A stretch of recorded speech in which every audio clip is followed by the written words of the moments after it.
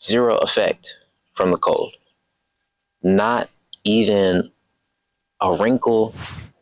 Day after the storm, January 11th, 2025. This is the day after the winter storm that we just got over. We are here in Zone 8A at the Clemson Redfern Community Garden here in Clemson University.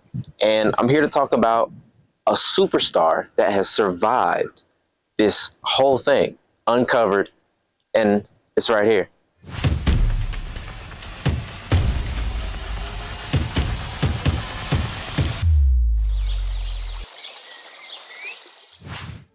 So the superstar I'd like to present to you is called mizuna, aka Japanese mustard greens. See, I'm from the South. I know mustard greens. Like these, or these, or these, or these. But these are Japan's version. So if you're interested in the nerdy details, the scientific name for this is Brassica rapa, variety Nipposenica. And so the Japanese word mizuna means water greens due to its watery, tender leaves. And so as you can see here, the mizuna has a much more deeply serrated, so much deeper grooves, and a more feathery appearance, and much more slender than the traditional mustard greens like we see here. So much more full, and they have much less serration, to the point where it looks curly on the outside. And then the mizuna looks more like arugula. See? Much more like arugula. And this is as big as the mizuna gets. So about 12 to 18 inches max. And in comparison to the traditional mustard greens, they grow in smaller clumps, like you see here. Smaller clumps, and they don't get very tall. And they maintain a max size of about 18 inches. Another visual difference is that they have much less veination. So these lines right here are the plant's inner veins. And we take a close-up look of the traditional mustard greens.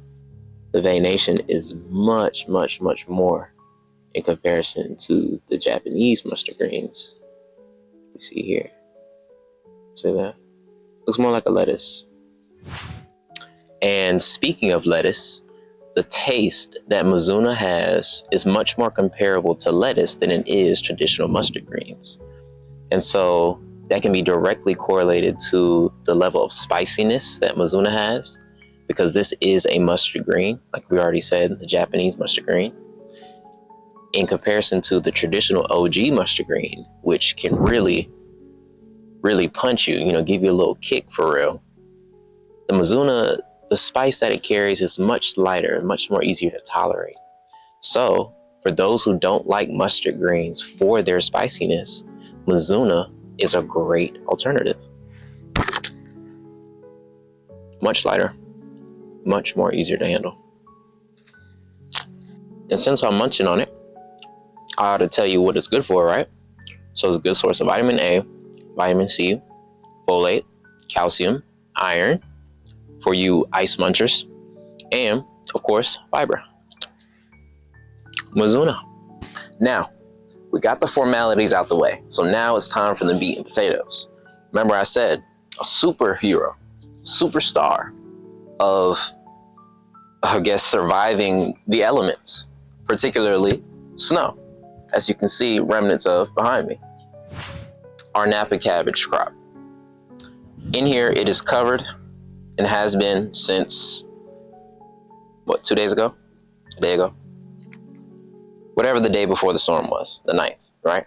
The broccoli got munched, as we can see. RIP. Probably deer. But they did fine. But they were starting to take a little cold damage, so they got priority in terms of getting the covered. So they got covered. But these mizuna showed zero effect from the cold. Not even a wrinkle, not a droop. This drooping is natural. It naturally wants to curve and droop, like a lot of greens do, a lot of brassicas do. Literally nothing. I was so amazed. When I got out here earlier, there was like piles of snow.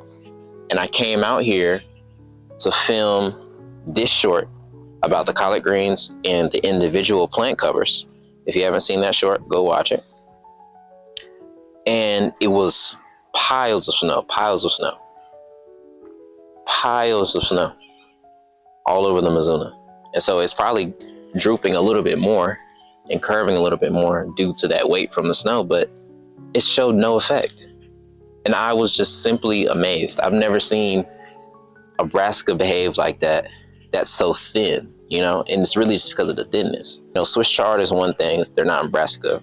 Herbs are one thing, like parsley, but they're not brassica. And of course, the collards are usually good, they're thick. Regular mustard greens are thicker, like we already talked about. And this is a different type of green. This is Napa cabbage. The leaves, they don't take weight well, I noticed that. And of course, broccoli, they're thick. But I was just so blown away that they could tolerate so much. I was just like, and this is my first time growing mizuna, so this is why I had to report on this. So the mizuna is an absolute superstar when it comes to handling these type of elements. If you found this helpful, drop a like if you like. This is Zay from Infinite Seeds Academy. Peace and happy growing, Grow Fam.